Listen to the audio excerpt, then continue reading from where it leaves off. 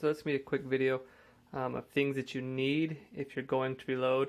I'm also going to make a video of how to reload from start to finish. So anyways, what you're going to obviously want, you're going to want your spare brass.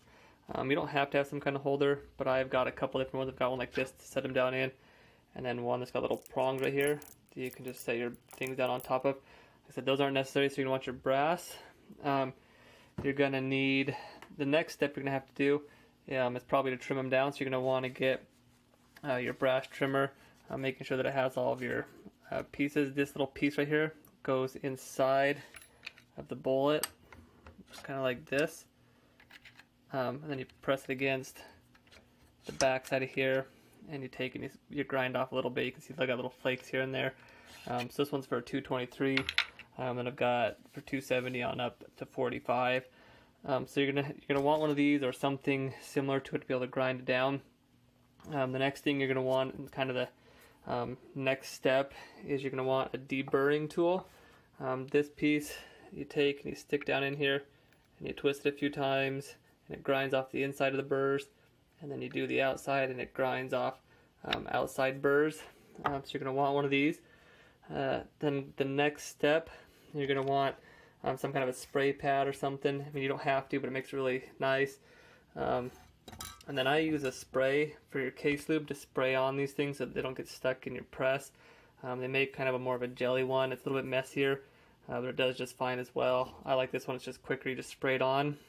The next thing you're going to want is your press. It doesn't matter. I have RCBS. There's a whole bunch of different varieties out there. I'm actually thinking about switching to a progressive press. So you're going to want this. With that, you're going to want your dies, so you can push the primer out of the old bullet. And then you're going to want to make sure that your press or something has, what this piece does is puts the primer into the shell. So that's going to be your next step. And then you're going to want some kind of a powder dispenser. This is how I've got mine set up. It's a little bit ghetto, but it works. So you can measure the right amount of powder for whatever cartridge you're reloading, whatever bullet. Then the next thing you're going to want is your bullet of choice. For me, I haven't used these ones yet. This, like I said, this is for my 223. I'm going to use the Varmint Grenade by Barnes. So you're going to want that. And then the next step is to, I got another die up here. So you take this one out, and you put this one in.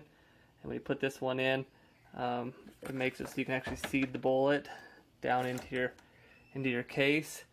And then you're going to want a caliper of some kind. I've got two different kinds. Cabela's one, and then this one. As long as you have a caliper so you can measure correctly. You're going to want a scale and then a trickle charger.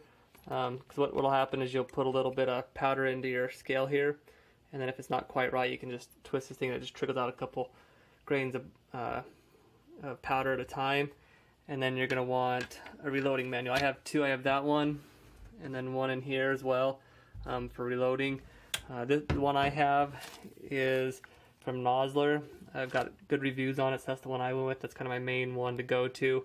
So those are the things that you're going to need and want if you're going to get into reloading.